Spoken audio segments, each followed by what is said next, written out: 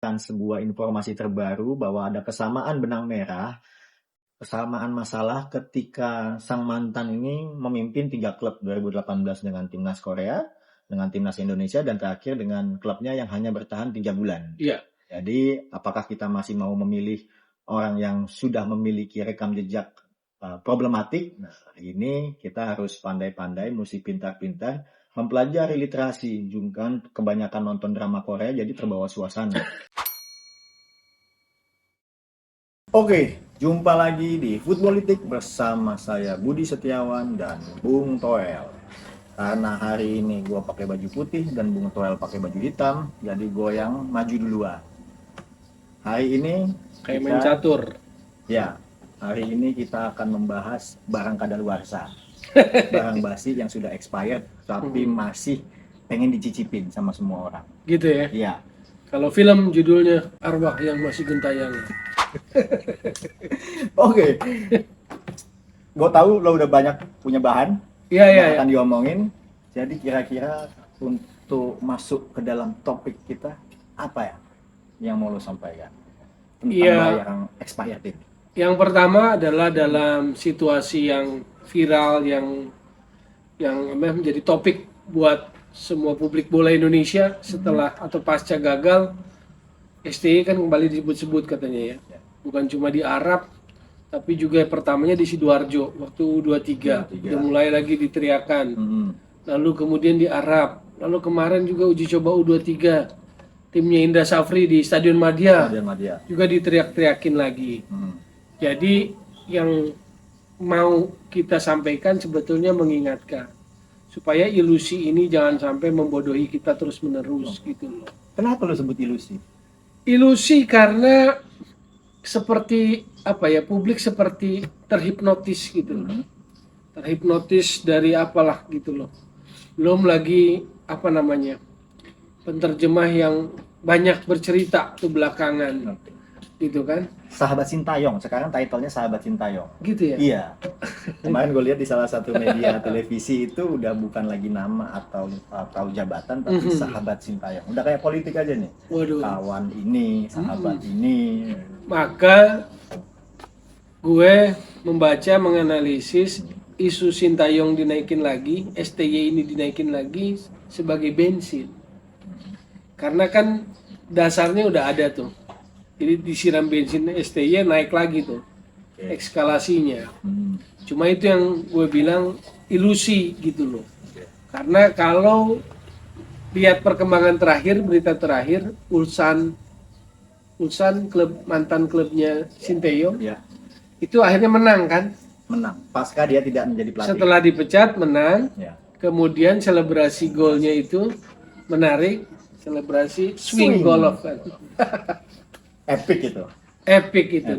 Kalau dalam itu maknanya gitu. Sebagai pakar komunikasi, apa yang bisa lo tangkap dengan selebrasi golf itu? Jadi apa yang selama ini jadi rumor tentang pemecatan atau dibalik pemecatan itu ya seperti ada benang merahnya.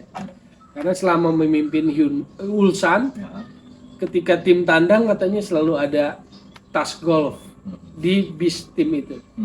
Jadi bis tim itu di dalam ada bagasi busnya itu ada tas golfnya gitu loh. Jadi kan seolah-olah apa yang ditampilkan oleh pemain habis bikin gol, selebrasinya, swingnya itu dalam sekali maknanya itu. Jadi menurut saya sih publik Korea Selatan sendiri udah paham sebetulnya. Itu satu. Karena narasi ini bukan berasal dari Indonesia ya. Betul. Narasi ini berasal dari mantan klubnya si X. Betul. Jadi ada soal komunikasi yang menimbulkan konflik gitu kan. Lalu ada golf, ada kekerasan verbal gitu loh, maupun fisik gitu kan. Dan nggak bisa berkomunikasi dengan pemain senior terutama elit, gitu ya. Padahal di Ulsan itu semuanya adalah pemain elit karena skuadnya termahal di Korea. Betul, itu satu. Yang kedua kan seolah-olah jadi ada benang merahnya tuh, benang merah buat apa yang terjadi di timnas kita gitu. Ada kesamaan apa yang terjadi di timnas kita ternyata ada benang merah kesamaan di Ulsan. Nah, coba kita tarik lagi gitu loh. Gue dapat data atau dapat informasi yang agak ditarik jauh waktu timnas 2018. Oke. Harus Kenapa? baca. 2018. Jadi benang merahnya juga mirip, Mhm. sama. Jadi pada waktu itu pun ada pasca Korsel Piala Dunia gagal, nih ya pasca Piala Dunia 2018 Rusia, itu ada kritik dari mantan-mantan pemainnya gitu, dan terutama pemain-pemain senior. Supaya nggak salah, karena gue nyari-nyari, dapet gitu loh. Ini kritik utama dari pemainnya dari Ki Sung Yueng, kapten tim Korea Selatan, bayangin. Ini kapten timnya. Jadi dalam memoir dan wawancara pasca Piala Dunia 2018 di podcast maupun juga dalam buku biografinya tahun 2020, Ki mengungkapkan ketidakpuasan dengan pendekatan STY. Oke. Ia bilang gaya bermainnya terlalu bertahan mati-matian. Jadi kritik dari seorang pemain senior kapten tim kesebelasan Korea Selatan tahun 2020, baik dalam podcast maupun dalam buku autobiografinya, menyatakan dia tidak bersepakat dengan pendekatan STY yang terlalu bertahan mati-matian gaya main. Nanti kita tampilin itu ya. Ya. Yang kedua, dianggap kurang memberikan ruang kreativitas untuk pemain menyerang. Ki merasa STY terlalu kaku dalam formasi 4-4-2 ataupun 5-4-1 yang membuat tim sulit menguasai bola gitu kan. Ki juga menyebut ada ketegangan di ruang ganti karena instruksi taktis yang berubah-ubah. Jadi soal ketegangan di ruang ganti ternyata juga terjadi di juga timnas Korea di Selatan 2018. Berarti kalau secara tim udah 3 kali dong ya, 2018 di timnas Korea, lalu di Timnas timnas Indonesia, terakhir di Ulsan. Iya, paling tidak ada 3 kasus, 3 case yang isunya, masalahnya, problematikanya sama. Tapi bukannya sebagai pelatih memang mesti punya pakem dalam melatih? Well, Iya, pakem dalam melatih, tapi kan artinya kalau di sana saja sudah mendapat kritik itu yang gua bilang ini ilusi di sepak bola kita.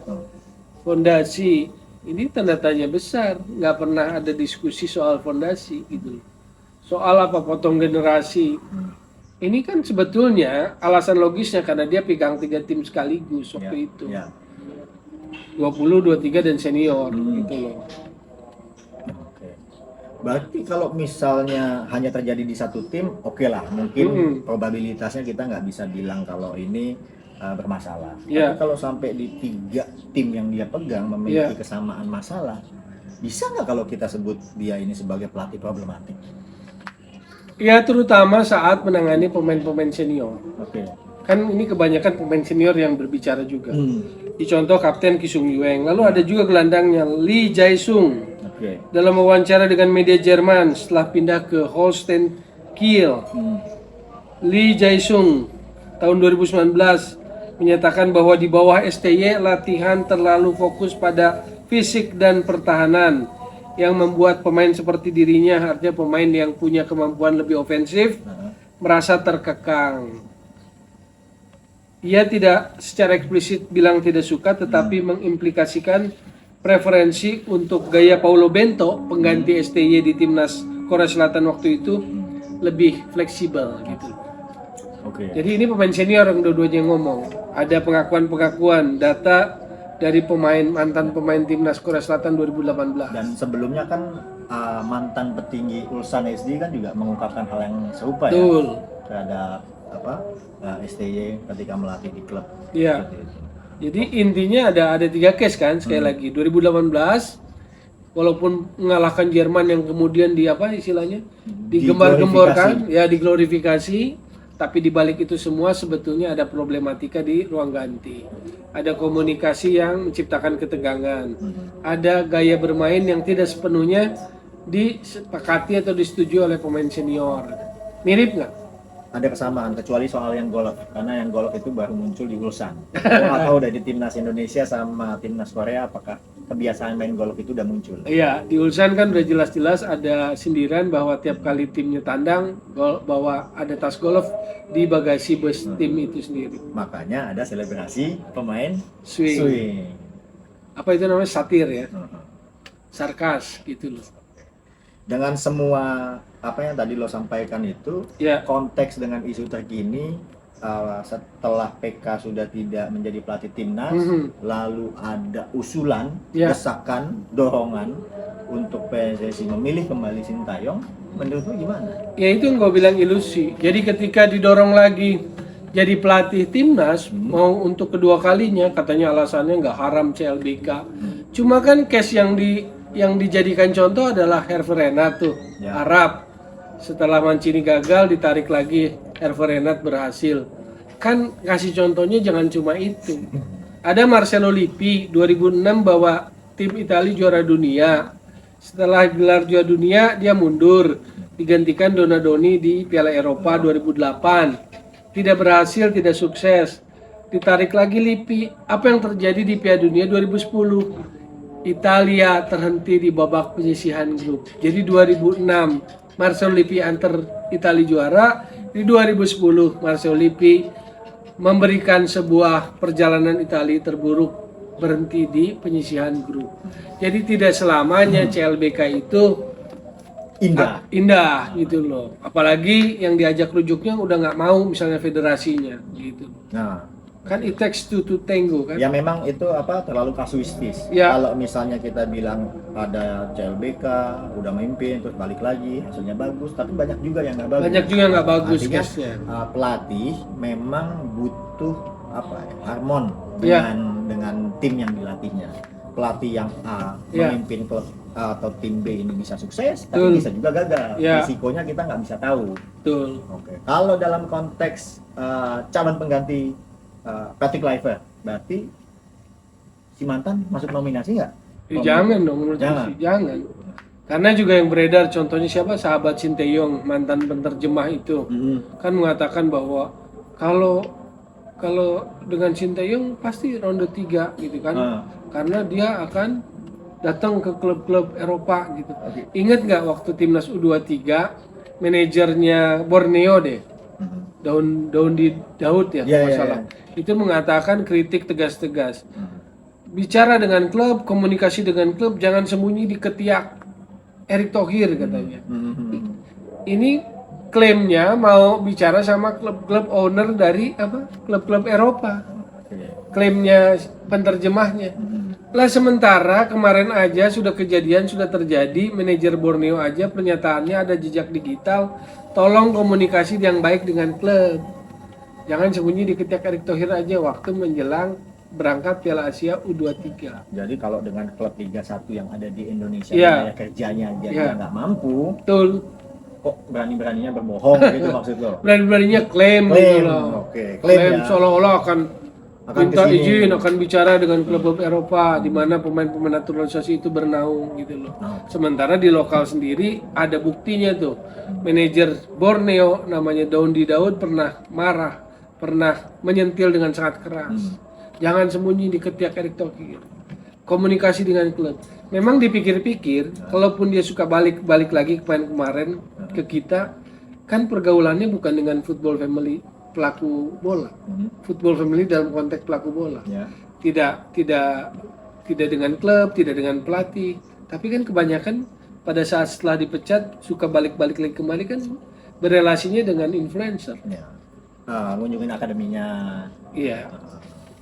Jadi nggak punya relasi yang kuat juga dengan football family kita, Ya. gitu loh. Oke, itu ulasan dari Bung Toel Mhm. yang tadi menambahkan sebuah informasi terbaru bahwa ada kesamaan benang merah, kesamaan masalah ketika sang mantan ini memimpin 3 klub 2018 dengan timnas Korea, dengan timnas Indonesia, dan terakhir dengan klubnya yang hanya bertahan 3 bulan. Iya.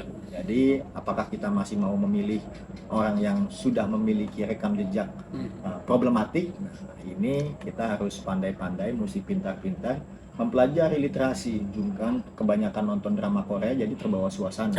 Mungkin itu penutup dari kami, Footballitik. Jumpa lagi di isu selanjutnya yang nggak kalah menarik.